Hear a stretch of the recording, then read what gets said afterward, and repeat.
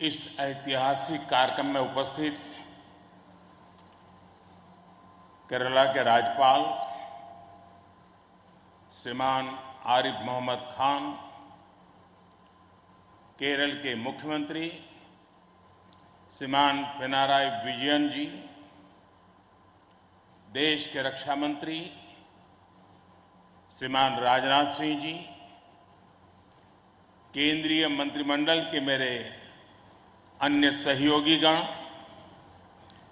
Chief of naval staff admiral R Harikumar ji, MD Cochin shipyard, सभी विशिष्ट एवं गणमान्य अतिथिगण और इस कार्यक्रम में जुड़े मेरे प्यारे देशवासियों, आज यहां केरला के समुद्री तट पर भारत का हर भारतवासी एक नए भविष्य के सूर्योदय का साक्षी बन रहा है। आईएनएस विक्रांत पर हो रहा ये आयोजन विश्व क्षितिज पर भारत के बुलंद होते हौसलों की हुंकार है।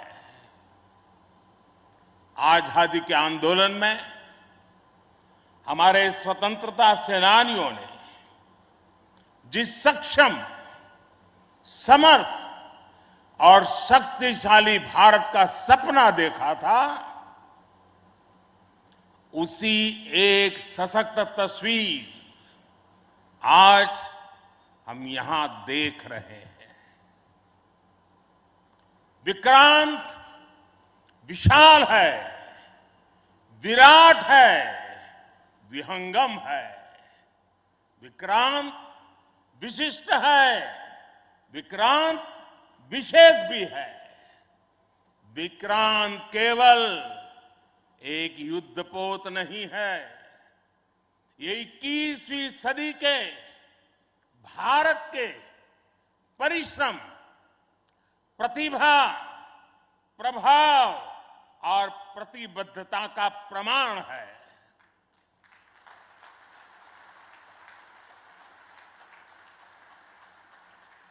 यदि लक्ष्य दुरंत है, यात्राएं दिगंत है, समंदर और चुनौतियां अनंत है, तो भारत का उत्तर है विक्रांत।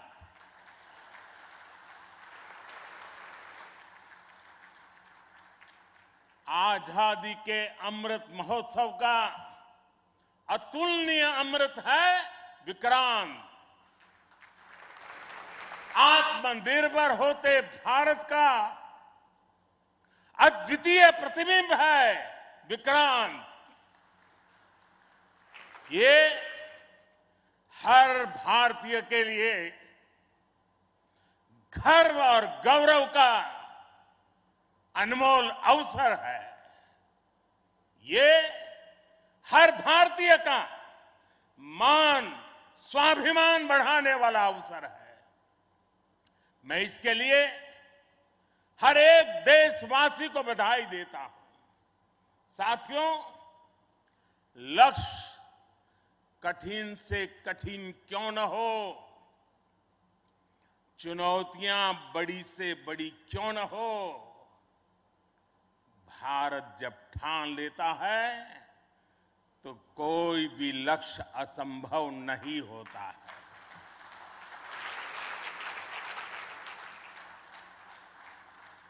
आज भारत विश्व के उन देशों में शामिल हो गया है जो स्वदेशी तकनीक से इतने विशाल एयरक्राफ्ट कैरियर का निर्माण करता है।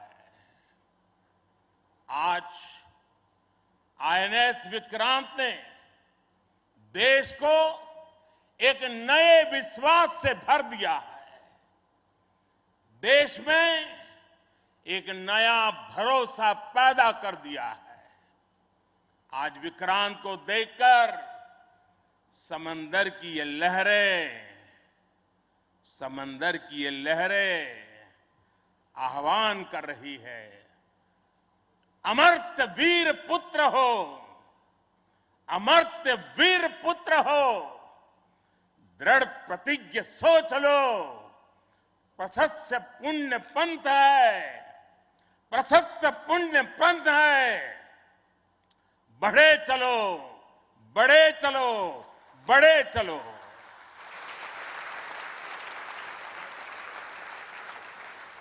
साथियों, इस ऐतिहासिक अवसर पर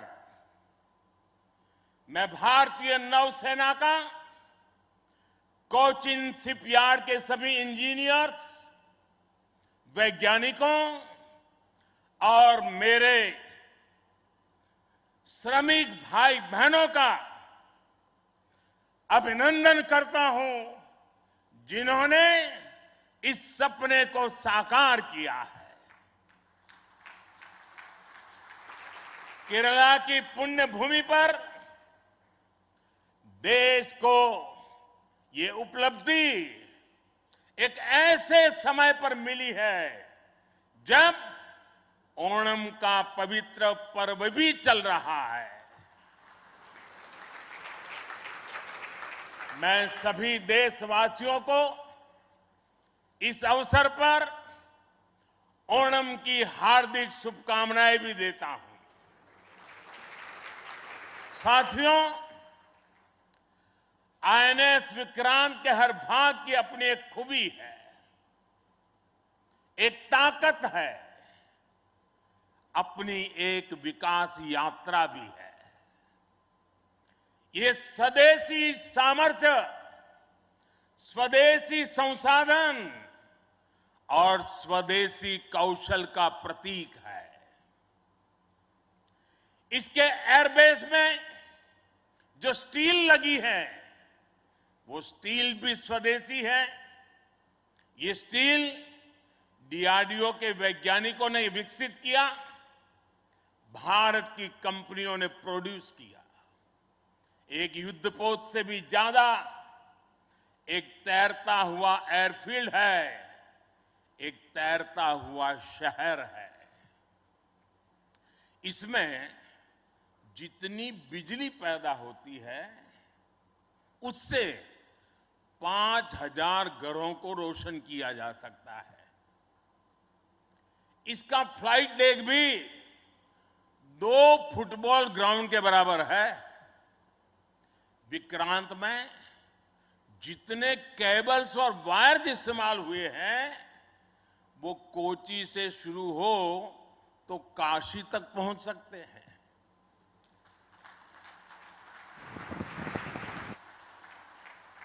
ये जटिलता हमारे इंजीनियर्स की जीवटता का उदाहरण है।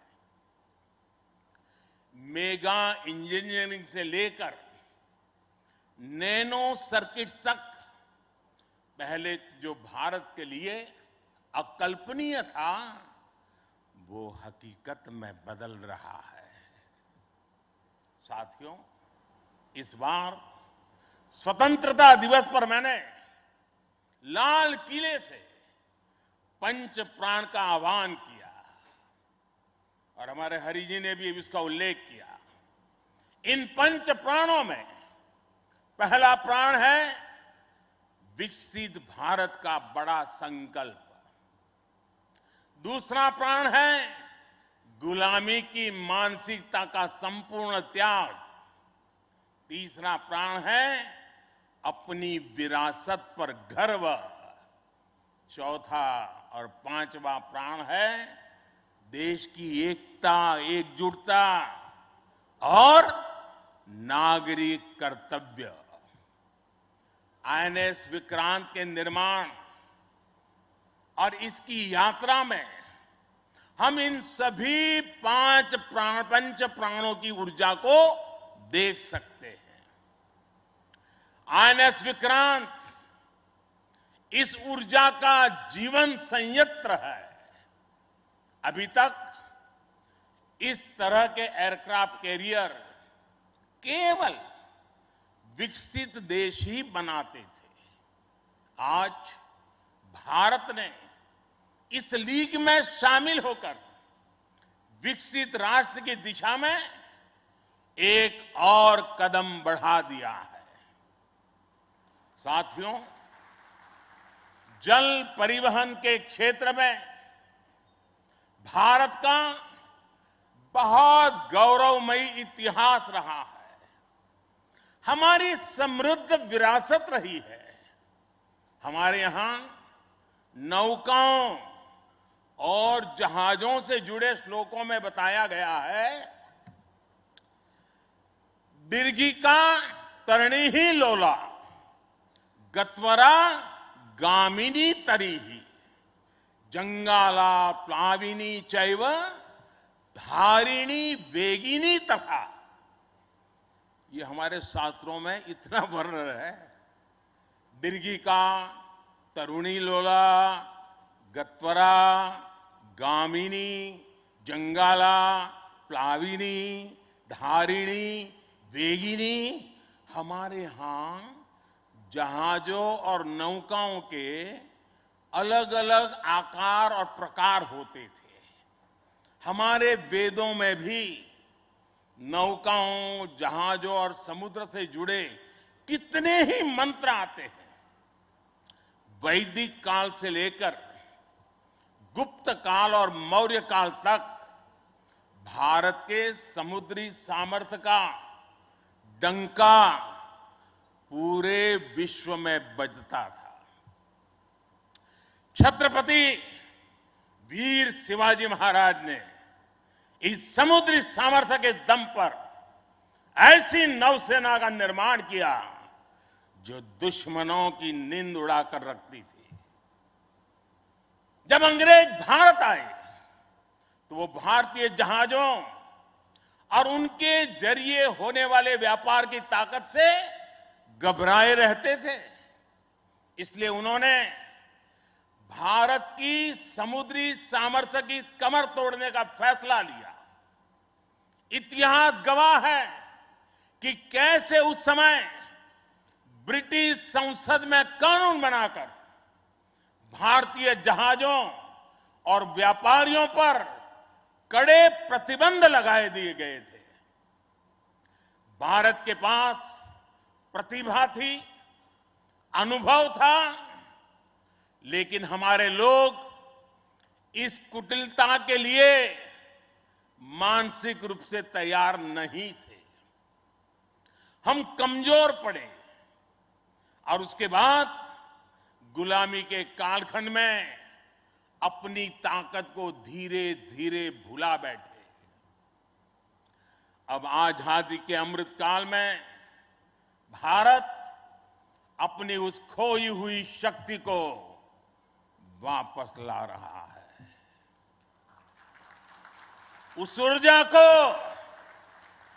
फिर से जगा रहा है।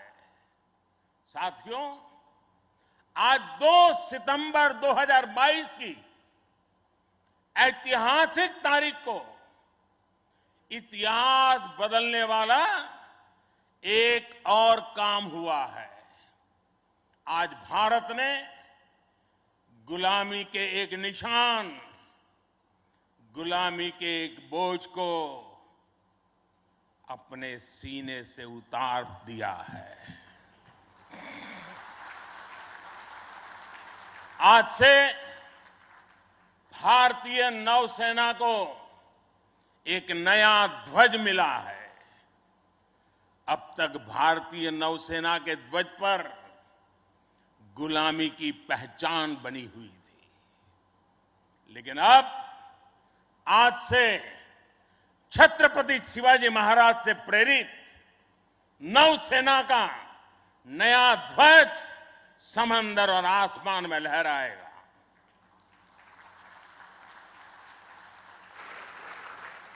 कभी रामधारी सिंह दिनकर जी ने अपनी कविता में लिखा था, नवीन सूर्य की नई प्रभा, नवीन सूर्य की नवीन प्रभा, नमो नमो नमो, नमो स्वतंत्र भारत की ध्वजा, नमो नमो नमो। आज इसी ध्वज वंदना के साथ मैं ये नया ध्वज नौसेना के जनक छत्रपति वीर शिवाजी महाराज को समर्पित करता हूं।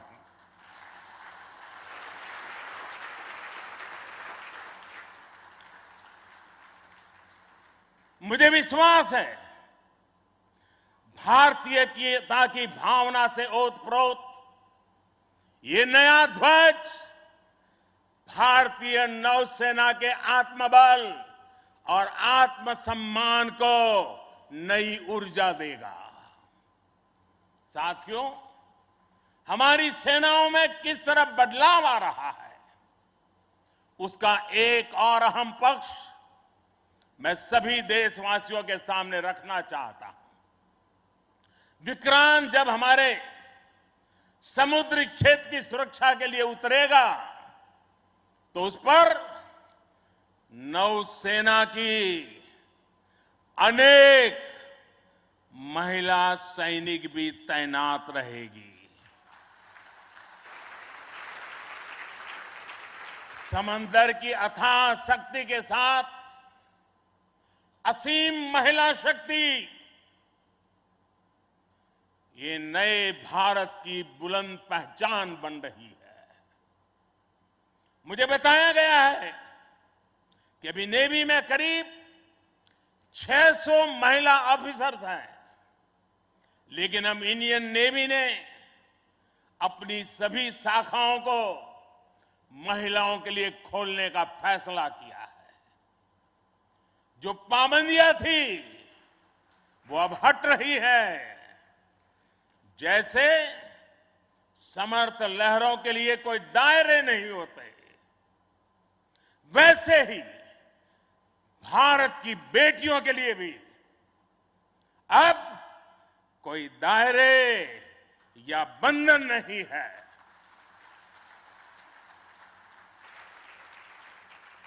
अभी 1-2 साल पहले विमेन ऑफिसर्स ने तारिणी बोट से पूरी पृथ्वी की परिक्रमा की थी।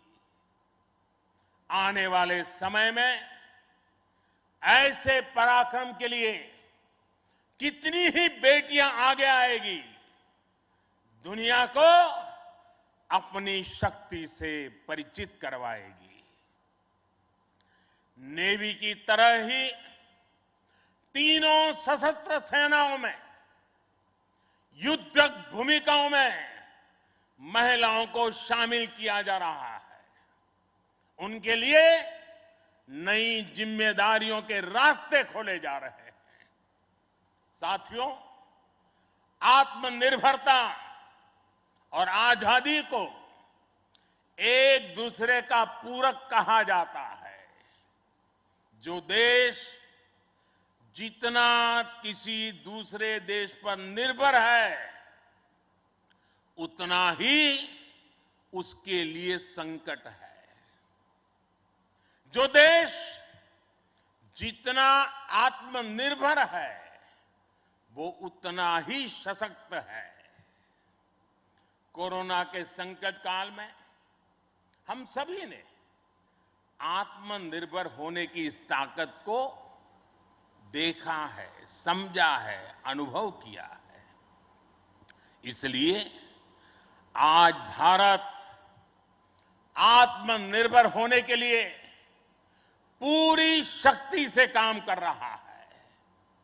आज अगर अथाह समंदर में भारत की ताकत का उद्घोष करने के लिए आईएनएस विक्रांत तैयार है, तो अनंत आकाश में यही गर्जना हमारे तेजस कर रहे हैं। इस बार 15 अगस्त को पूरे देश ने लाल किले से स्वदेशी तोप की हुंकार भी सुनी है। आजादी के 75 साल बाद सेनाओं में रिफॉर्म करके भारत अपनी सेनाओं को निरंतर आधुनिक बना रहा है। आत्मनिर्भर बना रहा है। हमारी सेनाओं ने ऐसे उपकरणों की एक लंबी लिस्ट भी बनाई है जिनकी खरीद अब स्वदेशी कंपनियों से ही की जाएगी। डिफेंस सेक्टर में रिसर्च और डेवलपमेंट के लिए 25% बजट भी देश की यूनिवर्सिटीज और देश की कंपनियों को ही उपलब्ध कराने का निर्णय लिया गया है। तमिलनाडु और उत्तर प्रदेश में 2 बड़े डिफेंस कॉरिडोर भी विकसित हो रहे हैं। डिफेंस सेक्टर में आत्मनिर्भरता के लिए उठाए जा रहे इन कदमों से देश में रोजगार के अनेकों नए अवसर पैदा हो रहे हैं। साथियों, एक बार लाल किले से मैंने नागरिक कर्तव्य इसकी भी बात कही है। इस बार मैंने उसको दोहराया भी है। बूंद बूंद जल से जैसे विराट समंदर बन जाता है, वैसे ही भारत का एक एक नागरिक वोकल फॉर लोकल, अगर वोकल फॉर लोकल के मंत्र को जीना प्रारंभ कर देगा तो देश को आत्मनिर्भर बनने में अधिक समय नहीं लगेगा। जब सभी देशवासी लोकल के लिए वोकल होंगे तो उसकी गूंज सिर्फ भारत में ही नहीं बल्कि पूरी दुनिया में सुनाई देगी। और देखते ही देखते दुनिया के जो भी मैन्युफैक्चरर होंगे उनको भी मजबूरन भारत में आकर के मैन्युफैक्चरिंग के रास्ते पर चलना पड़ेगा। ये ताकत एक एक नागरिक के अपने आप में तजुर्बे में है। साथियों, आज जिस तेजी से वैश्विक परिवेश बदल रहा है, वैश्विक परिदृश्य बदल रहा है, उसने विश्व को मल्टीपोलर बना दिया है। इसलिए आने वाले समय में भविष्य की गतिविधियां और सक्रियता का केंद्र कहां होगा, ये भविष्य दृष्टि बहुत जरूरी हो जाती है।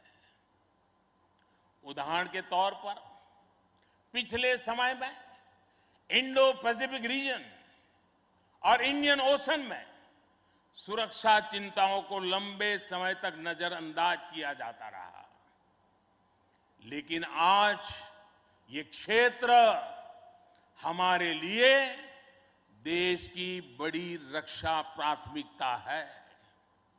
इसलिए हम नौसेना के लिए बजट बढ़ाने से लेकर उसकी क्षमता बढ़ाने तक हर दिशा में काम कर रहे हैं। आज चाहे ऑफशोर पेट्रोल वेसल्स हो, सबमरीन्स हो या एयरक्राफ्ट कैरियर्स हो, आज भारत की नौसेना की ताकत अभूतपूर्व गति से बढ़ रही है। इससे आने वाले समय में हमारी नेवी और मजबूत होगी। ज्यादा सुरक्षित सी लेन्स, बेहतर मॉनिटरिंग और बेहतर प्रोटेक्शन से हमारा एक्सपोर्ट, मैरीटाइम ट्रेड और मैरीटाइम प्रोडक्शन भी बढ़ेगा। इससे केवल भारत ही नहीं बल्कि दुनिया के दूसरे देशों और विशेषकर हमारे पड़ोसी मित्र राष्ट्रों के लिए व्यापार और समृद्धि के नए रास्ते खुलेंगे। साथियों, हमारे यहां शास्त्रों में कहा जाता है और बहुत महत्वपूर्ण बात कही जाती है, और जिस बात को हमारे लोगों ने संस्कार के रूप में जिया है। हमारे यहां शास्त्रों में कहा गया है, विद्या विवादाय, धनम मदाय, शक्ति ही परेशान परपीडनाय, खलस्य साधो विपरीतम एतत् ज्ञानाय दानाय च रक्षणाय। अर्थात दुष्ट की विद्या विवाद करने के लिए, धन घमंड करने के लिए और शक्ति दुष्करों को प्रताड़ित करने के लिए होती है। लेकिन सज्जन के लिए ये ज्ञान, दान और कमजोर की रक्षा का जरिया होता है। यही भारत का संस्कार है। इसलिए विश्व को सशक्त भारत की ज्यादा जरूरत है। मैंने एक बार पढ़ा था कि एक बार जब डॉक्टर एपीजे अब्दुल कलाम से किसी ने पूछा कि आपका व्यक्तित्व तो बड़ा शांति प्रिय है, आप तो बड़े शांत व्यक्ति लगते हैं, तो आपको हथियारों की क्या जरूरत लगती है? कलाम साहब ने कहा था, शक्ति और शांति एक दूसरे के लिए जरूरी है। और इसलिए आज भारत बल और बदलाव दोनों को एक साथ लेकर चल रहा है। मुझे विश्वास है, सशक्त भारत शांत और सुरक्षित विश्व का मार्ग प्रशस्त करेगा। इसी भाव के साथ हमारे बहादुर जवानों को, वीर सेनानियों को आदरपूर्वक उनका गर्व करते हुए आज के इस महत्वपूर्ण अवसर को उनकी वीरता को समर्पित करते हुए आप सबका मैं हृदय से बहुत बहुत धन्यवाद करता हूं। जय हिंद। देवियों और सज्जनों, भारत के प्रधानमंत्री श्री नरेंद्र मोदी की भव्य उपस्थिति में एक बुलंद आवाज में मेरे साथ 3